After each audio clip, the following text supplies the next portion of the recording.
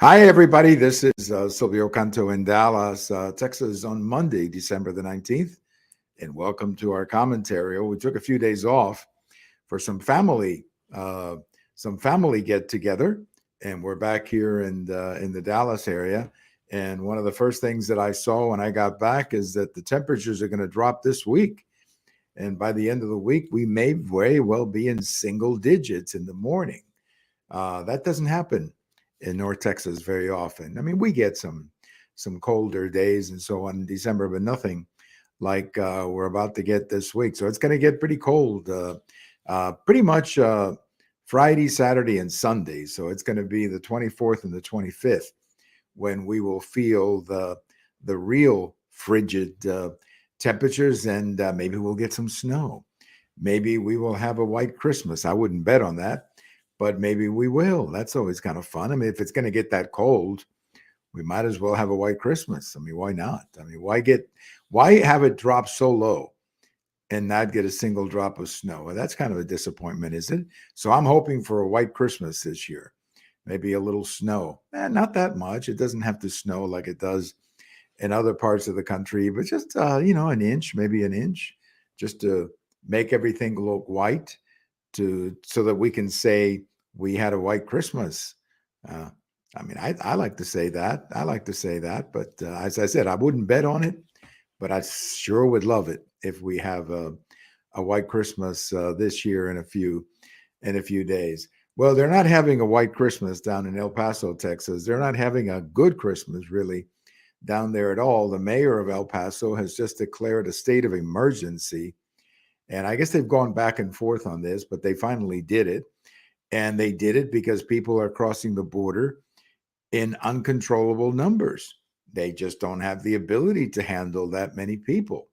They just don't have it. Most cities don't. So I guess what they're doing is they're declaring an emergency and hoping that the federal government will step in and maybe give them some resources, give them some money to take care of these people. They're also going to be putting many of these people in buses and sending them to Dallas and some of the other major cities where they can then put them on a plane and send them somewhere else in the United States. Look, this is very easy to explain what's happening on the border. It's just total, complete chaos, because chaos is what happens when you don't have a set of rules or you're not enforcing the rules that already exist. And that's why you have this chaos down there. Now, there is a big, big thing that is going to happen in a couple of days, and that's when Title 42 is eliminated. And if Title 42 gets eliminated, they fear there are even more people are going to be coming in. So, yes, it is an emergency, and I can certainly understand why El Paso is calling this an emergency. What I do not understand is why the mayor of El Paso, who's a Democrat, and the city of El Paso, Democrats, most of them, and the congressman or woman from El Paso, also a Democrat, why don't they stand up and call on the Biden administration to stop playing politics with the border and actually enforce the laws that we already have? You know, there is a legal way to come to the United States. There is a way you can come into the country legally. It takes more time, of course. It may take more money, of course, but there is a legal way. And we're not enforcing that right now. And that's the reason that we have the chaos that we have. So, emergency in El Paso. That's too bad. That's too bad, because El Paso is a very pretty city at Christmas time. I've been there at Christmas time. It's a very pretty city. It shares a border with Ciudad Juarez in Mexico, and that can be a very nice area at this time of the year. But I guess not in Christmas 22. Well, if you've been following the Twitter story, then I'm sure you know that they've been releasing all of this information.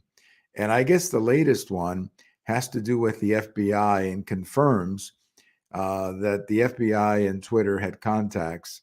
Look, I'm not going to sit here and tell you that it was illegal, because I really don't know.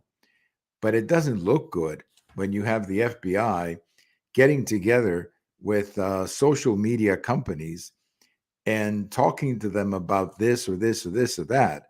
That's not the role of the FBI. That's not what the FBI is supposed to be doing. And something went wrong here. And I think that as soon as the Republicans take over the Congress in a couple of weeks, one of the first things they're going to have to do is bring in the director of the FBI and ask him point blank, what is this all about? What exactly was the FBI doing with Twitter and with Facebook? Why were they talking to them? And who approved it? Somebody had to approve this. FBI agents just don't go somewhere because they want to. They have to be ordered to go there. So somebody made this policy or did this. And I think the American people deserve to know what the heck's going on. And if I were a Democrat, I would certainly want to know what's going on, because this thing can be used against Democrats as much as it can be used against Republicans. I mean, this idea of having the FBI involved in politics is a pretty bad thing. And it's contrary to the whole mission of the FBI. The FBI is a criminal research or investigation organization, has nothing to do with politics, nothing to do with politics or getting involved in what happens in a campaign. So they got to get to the bottom of this. They got to get to the bottom of this.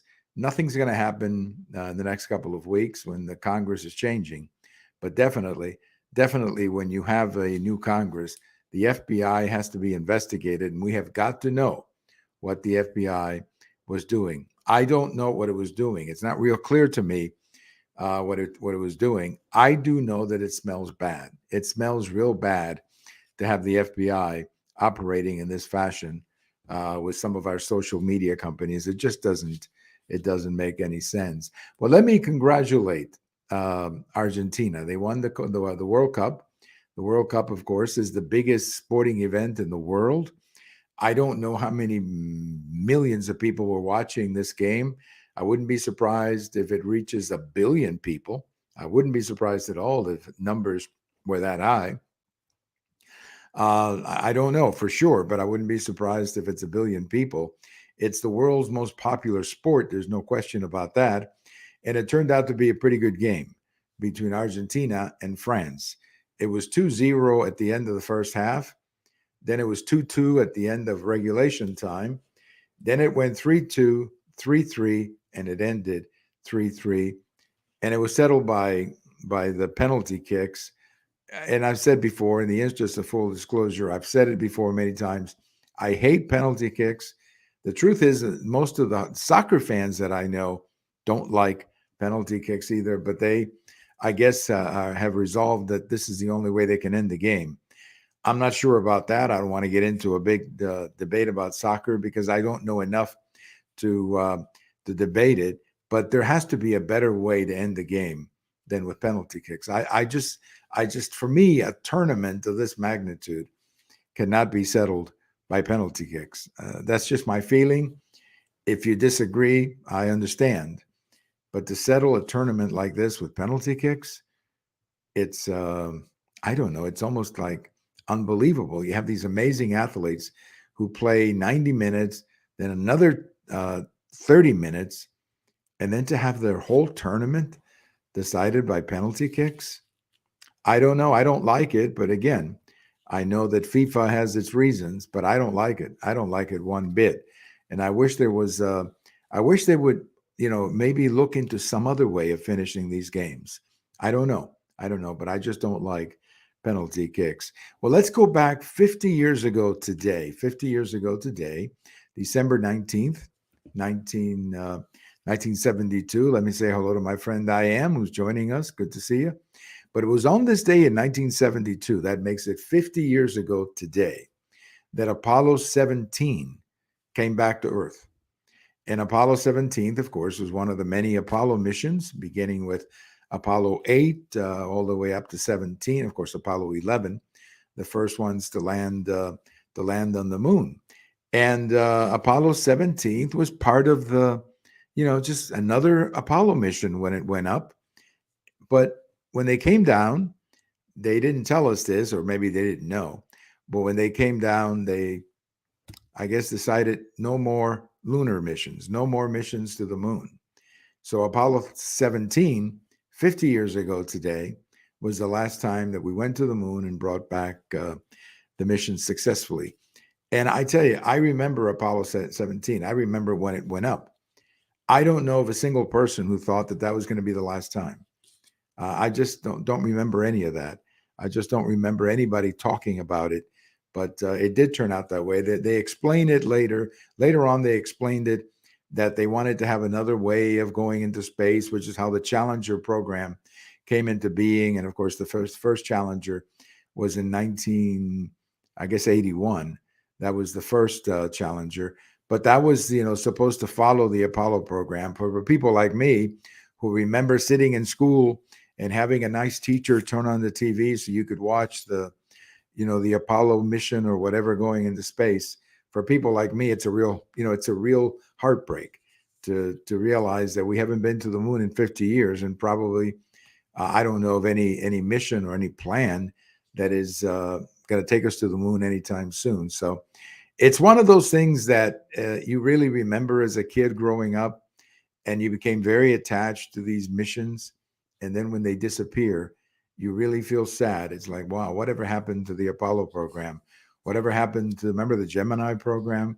That was the other one. All these things, we had a lot of fun with them growing up.